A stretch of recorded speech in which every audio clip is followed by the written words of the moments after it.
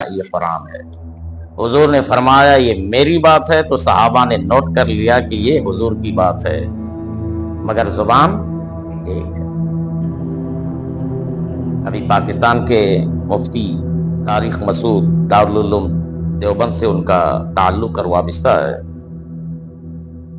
مفتی تو بنے، قرآن تو پڑھا، حدیث تو پڑھا، سب کچھ پڑھا، بڑے اسکالر کے نام سے جانے جاتے، مگر جہاں اللہ اور اس کے رسول کی بے ادبی ہو گئی تب اسے عالم کیا، اسے جاہل ہی کہا جائے گا۔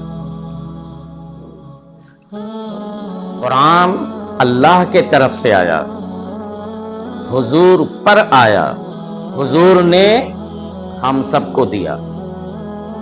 اگر قرآن میں کہیں غلط بات ہو گئی تو معاذ اللہ یہ حضور کے اوپر بھی الزام ہو جائے گا کہ حضور کچھ نہیں جانتے تھے، اور اللہ کے اوپر بھی یہ بات ہو جائے گی کہ اللہ بھی نہیں، بولیے نا، نہیں جانتا تھا معاذ اللہ۔ حالانکہ کوئی بھی مسلمان، کوئی بھی مولوی، کوئی بھی عالم، کوئی بھی مرشد ایسا بولتا نہیں ہے۔ اگر کوئی کہہ دے کہ قرآن کی اس آیت پر قاعدے اور گرامر کے اعتبار سے غلطی ہے، اور کہہ دے کہ حضور پڑھنا لکھنا نہیں جانتے تھے معاذ اللہ، تو دنیا میں کیا میسج جائے گا؟ ہندو لوگ کیا بولیں گے؟ کفار کیا بولیں گے؟ مشرکین کیا کہیں گے؟ طارق مسعود مفتی نے کہا کہ حضور پڑھنا لکھنا نہیں جانتے تھے معاذ اللہ، کس کے قرآن کو پڑھ کر کے تم نے مفتی بنا؟ یہ تو ہوش ہونا چاہیے تھا۔ کن کے علم کو پڑھ کر کے تم عالم بنے، اسے تو دیکھنا تھا۔ یہ علماء سمجھتے ہیں قرآن کریم میں ایک آیت ہے، لَنَسْفَعًا بِالنَّاصِيَةِ، یقیناً ہم پیشانی کے بال پکڑ کر کے کھینچیں گے۔ اللہ نے کتنے پرجلال انداز میں کہا۔ کسے کہا تھا؟ کافر کو کہا تھا، ابو جہل کو کہا تھا۔ اس پر کچھ گرامر ہے۔ حضور پاک صلی اللہ علیہ وسلم کے دور میں جو قرآن اترا اس میں زیر زبر نہیں تھا، یاد رکھیے گا۔ حضور کے دور میں جو قرآن تھا اس میں زیر زبر نہیں لگا ہوا تھا، ایسے ہی تھا، لوگ ایسے ہی پڑھتے تھے اور سمجھ کے پڑھتے تھے۔ ان کی عربی مضبوط تھی، عرب والوں کی۔ انڈیا یا اور دوسرے ملک کے لوگ عربی نہیں جانتے ہیں، جس کی وجہ سے عوام الناس کے لیے قرآن کریم میں اعراب لگایا گیا۔ بعد میں حضور کے بعد، صحابہ کے بعد 2 زمانہ 3 زمانہ گزر گیا۔ حجاج بن یوسف ایک بادشاہ گزرا ہے، اس کے دور میں یہ قرآن کریم میں زیر زبر لگایا گیا۔ اگر اس چیز کو لوگ سمجھ جاتے تو امت مسلمہ میں جھگڑا ہی ختم ہو جاتا۔ آج جو اہل سنت کے علاوہ جو باطل فرقے ہیں وہ کہتے ہیں کہ حضور کے زمانے میں فاتحہ، درود اس طریقے سے جیسا آج کے بریلوی لوگ پڑھتے ہیں ایسا نہیں تھا، جنازے میں جو سلام ہو جاتا یہ نہیں تھا، 11ویں 12ویں جیسا منایا جاتا وہ نہیں تھا۔ تو ہم یہ کہتے ہیں کہ جس قرآن کو تم پڑھ رہے ہو یہ اعراب اور زیر اور زبر والا قرآن بھی حضور کے زمانے میں، بولیے، پھر پڑھتے کیوں؟ لاؤ وہی قرآن جو مدینے میں پہلے تھا، بغیر زیر اور زبر والا، ہے نا۔ اگر فاتحہ ایسا نہیں تھا، اگر ایسا درود نہیں تھا، اگر ایسا سلام نہیں تھا، اگر ایسا قیام نہیں تھا، اگر ایسا جلسہ نہیں تھا، تو جو قرآن کو دارالعلوم دیوبند میں پڑھایا جاتا ہے یہ زیر زبر والا بھی قرآن مدینے کے اندر نہیں تھا۔ تو سب کے سب یہاں پھنس رہے ہیں. تو اچھا کام قیامت تک کے لیے اللہ اور اس کے رسول نے منع نہیں کیا ہے. اللہ نے حکم نہیں دیا, رسول نے حکم نہیں دیا, صراحتاً کوئی بات سامنے نہیں آ رہی ہے. مگر کوئی ایسا کام ہے جو کوئی عالم کر رہا ہے, کوئی مجدد کر رہا ہے, کوئی اللہ کا ولی کر رہا ہے. یہ اور بات ہے کہ حضور کے زمانے میں نہیں ہوا, مگر اللہ نے منع بھی نہیں کیا اور حضور نے منع بھی نہیں کیا. اور جب منع نہیں کیا, اچھا کام ہے تو امت مسلمہ کو قیامت تک کرنے کی اجازت ہے. جیسے کہ ایک مثال قرآن کریم, آپ سے کوئی بھی پوچھ سکتا ہے کہ ایسا سلام حضور کے زمانے میں کھڑے ہو کر کے باضابطہ طور پر مصطفیٰ جان رحمت پہ لاکھوں سلام نہیں پڑھا جاتا تھا, آج کیوں پڑھا جاتا ہے؟ تو ہمارے لوگوں کو یہ چیز جاننے کی بھی ضرورت ہے, کیونکہ آج باطل فرقوں کی نظر ہمارے سنیوں کے اوپر ہے. اس وقت آپ کو چپ نہیں رہنا چاہیے, اس وقت آپ کو خاموش نہیں رہنا چاہیے. اس وقت تو یہی بولنا چاہیے کہ حضور کے زمانے میں ایسا میلاد, ایسا فاتحہ, ایسا کچھ نہیں تھا. جس قرآن کو تم پڑھتے ہو یہ زیر زبر والا قرآن حضور کے زمانے میں نہیں تھا, تو پھر ایسے قرآن کو تم کیوں پڑھتے ہو؟ لاؤ وہی قرآن جو زیر زبر والا نہیں تھا. ایسا تو بول سکتے ہیں نا. اس وقت ان کی زبان خاموش ہو جائے گی. اسی لیے کبھی بھی اگر کوئی سوال کرتا ہے, کسی شریر کی زبان اگر کھلتی ہے تو اس کا جواب مت دو, اس کا جواب مت دو. کسی شریر کی زبان کو بند کرنا ہے تو سوال کر دو. سبحان اللہ, کیا کر دو؟ سوال کر دو. سوال جب کیا جائے گا تو بھیجا خود بخود کام کرے گا. طارق مسعود نے گرامر کے اعتبار سے قرآن کو کیا کہا کہ یہ غلط ہے, حضور لکھنا پڑھنا نہیں جانتے تھے, صحابی سے لکھواتے تھے کہ لکھو. بتائیے کتنی بڑی بات کیا ہے. ہوش حواس تھا کہ نہیں تھا؟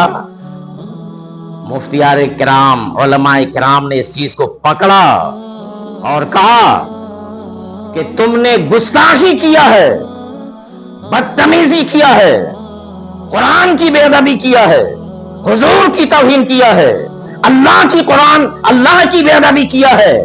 ایسا مفتی نہیں ہو سکتا. کتنے مفتیوں نے ایسے مفتی کو سر قلم کرنے کے لیے فتویٰ دے دیا کہ سر کاٹ کر کے رکھ دیا جائے. آج پاکستان میں یہی معاملہ چل رہا. میرے بھائی دوست اور بزرگوں, ایمان رکھا جائے کہ قرآن ہمارا صاف ہے, نبی ہمارے صاف ہیں, اللہ ہمارا پاک ہے. نہ اللہ میں کسی طرح کا کوئی قصور ہے, نہ نبی میں کسی طرح کا کوئی کمی ہے, نہ اللہ کے قرآن میں کوئی کمی ہے, نہ نبی کے حدیث میں کوئی کمی ہے. یہ کمی ہے تو ہمارے سمجھ میں ہے, یہ کمی ہے تو ہمارے دل میں ہے, یہ کمی ہے تو ہمارے عقل میں ہے. قرآن کسی کا محتاج نہیں ہے. گرامر بعد میں بنا ہے, قاعدے قانون بعد میں بنے ہیں, اصول اور ضابطہ بعد میں بنا ہے. مگر پڑھ کر کے کہنا کہ یہ حضور نہیں جانتے تھے, تو بتاؤ اس طریقے سے اگر ہماری جماعت کا کوئی مفتی اس طریقے سے بات کرے گا تو کیا نرسنہانند پیدا نہیں ہوگا؟ مہاراج گیری پیدا نہیں ہوگا؟ کیا کہا جائے گا؟ اسی لیے مسلمانوں کو چاہیے کہ اپنا دل دماغ صاف رکھے اور فخر سے کہہ دے کہ میرے دین میں کوئی کمی نہیں ہے, میرے ایمان میں کوئی کمی نہیں ہے, میرے قرآن میں کوئی کمی نہیں ہے, اللہ کے یہاں کوئی کمی نہیں ہے. میرے بھائیو دوست اور بزرگوں, تو قرآن کریم اس وقت اترا مکے میں اور مدینے میں اس وقت نزول ہو رہا تھا جب چاروں طرف مسلمانوں کے دشمن تھے. ایسے وقت میں قرآن اتر رہا تھا. ہم نے جو آیت کریمہ پڑھا तारिक मसूद की बात हमने इसीलिए किया ताकि ये मोबाइल का दौर है, यूट्यूब लोग देखते हैं, फेसबुक लोग देखते हैं। कहीं ऐसा ना हो कि आप उस मुफ्ती की बात को सुन करके कह दें कि हाँ कुरान में ये गलती है, माज़अल्लाह। कभी ऐसा नहीं सोचना। आज वही मुफ्ती माफी मांग रहा है, हमसे गलती हो गई। क्या हो गई? इसीलिए याद रखो, जैसों की सोहबत में रहोगे वैसे ही निकलेगा। नोट करने की चीज है, अच्छों की सोहबत में रहोगे अच्छा निकलेगा, दिमाग ठीक होगा, दिल ठीक होगा, ईमान ठीक होगा। गलत आदमी की सोहबत में रहोगे, गलत सोच होगा, गलत नजरिया होगा, गलत ख्याल होगा, ईमान भी खतरे में आ जाएगा, कहीं का नहीं रहो। समझ मारी बात? एक मुफ्ती बहक गया, सोचने वाली बात है। इसीलिए ये क्या हुआ? सोहबत। क्या हुआ? सोहबते साले तोरा साले को न दे, सोहबते ताले तोरा ताले को न दे। अच्छों की सोहबत अच्छा बना देती है और बुरों की सोहबत इंसान को बुरा बना देती है। कुरान का नुज़ूल उस दौर में हुआ। अल्लाह ताला फरमाता है, इन्नल्लज़ीना अजरमू कानू मिनल्लज़ीना आमनू यदहकून। बेशक मुजरिम लोग ईमान वालों को देख करके हंसते थे। क्या करते थे? हंसते थे। खुद मुजरिम, खुद खताकार, खुद गुनाहगार, खुद सयाहकार, और ईमान वाले जब गुजरते, सहाबा जब गुजरते और वो काफिर लोग सहाबा को देखते तो क्या करते? हंसने लगते। क्या करते? अल्लाह ने उसकी बात को यहां पर कहा, मुजरिम खुद हो और हंसते हो। और फिर क्या था? यहां से क्या समझ में मिल रहा है? क्या सबक मिल रहा है? कुरान की आयत, कुरान की आयत पाक सिर्फ तीजा, चहल्लुम, बरसी और क़िरात करने के लिए नहीं है। कुरान की एक एक आयत समझने की जरूरत है। तीजा में भी पढ़ो, चहल्लुम में भी पढ़ो, बरसी में भी पढ़ो, स्टेज में भी पढ़ो, नमाज में भी पढ़ो, हर जगह पढ़ो, मगर एक एक आयत को समझ करके पढ़ो, एक एक लफ्ज को समझो, एक एक हर्फ को समझो कि कुरान क्या कह रहा है, खुदा क्या कह रहा है, नबी क्या कह रहे हैं। दस्तीजा में हमने कुरान पढ़ लिया, हाँ मैंने बहुत पढ़ लिया। बरसी में हमने पढ़ लिया, हाँ मैंने मुर्दों को इसाले सवाब कर दिया। यही कुरान इसीलिए आया था। अल्लाह ने कुरान क्या इसीलिए दिया था? क्या मुस्तफा ने काफिरों से तान तशरीह सुन करके के मुसलमानों को कुरान इसीलिए दिया था? कुरान को समझो। जिस दिन कुरान को समझ लोगे बकवास नहीं निकलेगा। जिस दिन कुरान को समझ लोगे बुकराती नहीं होगी। जिस दिन कुरान को समझ लोगे किसी का दिल नहीं दुखाओगे। जिस दिन कुरान को समझ लोगे चुगली नहीं करोगे। जिस दिन कुरान को समझ लोगे फितना नहीं होगा। जिस दिन कुरान को समझ लोगे ईमान मजबूत हो जाएगा। कुरान को समझे क्या हो? ये बंदा यहां पर कुरान, ये गुनाहगार इमाम जब दरसे कुरान करता है तो वैसे ही नहीं बोलता है, बल्कि एक एक तफसीर को देखता है। उलमाए तफसीर ने क्या लिखा है, हदीस में क्या है, तब ये बंदा लोगों के सामने आता है। अभी जो मैं आपके सामने यहां बयान कर रहा हूं, क्या ऐसा ही फेक गुफ्तगू कर रहा हूं? एक एक आयत को मैं देखता हूं कि मौला तेरे बंदों के पास जा रहा हूं, क्या उनको सुनाऊंगा? तेरा कुरान क्या कहता है, मैं तेरे बंदों को क्या बताऊंगा? अल्लाह ताला फरमाता वइज़ा मर्रू बिहिम यतगामज़ून। और जब मुसलमान लोग सहाबा काफिरों के सामने से गुजरते तो आंखों से इशारा करते। क्या करते? इशारा करते, फला फला फला। एक मुसलमान होकर के मुसलमान का अगर इशारा करे, मुसलमान का ये सेवा नहीं हो सकता, ये काफिरों का सेवा है। ये एक मुसलमान को देख करके आंखों से इशारा करता है, एक मुसलमान को देख करके हंसता है। ईमान का तकाजा क्या है कि मुसलमान मुसलमान से मोहब्बत करे। वइज़ा इंक़लबू इला अहलिहिम इंक़लबू फ़कीहीन। और जब काफिर लोग अपने घर वालों के पास पलटते, खूब दिल लगियां करते, खूब हंसते, खूब मजाक उड़ाते, हमने ऐसा कर दिया, हमने वैसा कर दिया, हमने अबू बकर को ऐसा मैंने कह दिया, उमर को ऐसा मैंने कह दिया, हुजूर को मैंने ऐसा कह दिया। अल्लाह ने यहां उतार दिया है।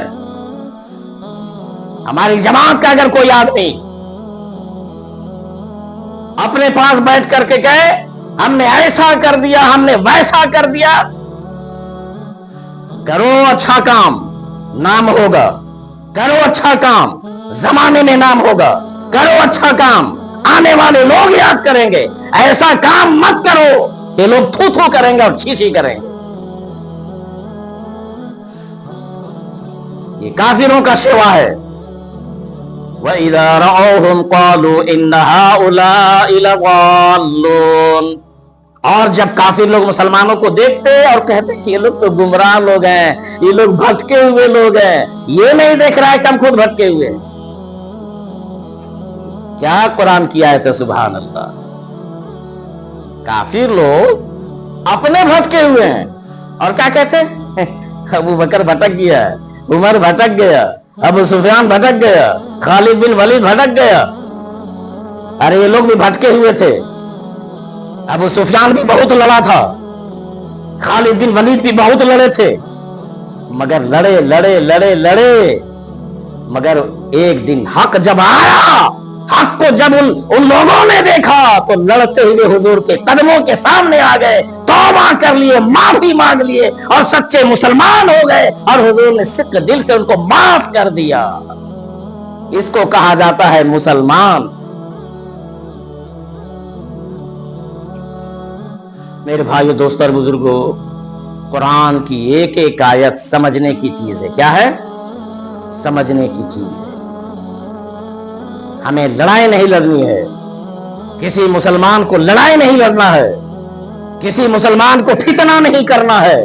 अगर कोई फितना करता है तो उसको रोकने की हमें कोशिश करना है। मौला ताला हम सबको अमल करने की तौफीक अता फरमाए। व आखिर दावाना अल्हम्दुलिल्लाहि ला इलाहा इल्लल्लाह मुहम्मदुर रसूलुल्लाह सल्लल्लाहु अलैहि वसल्लम।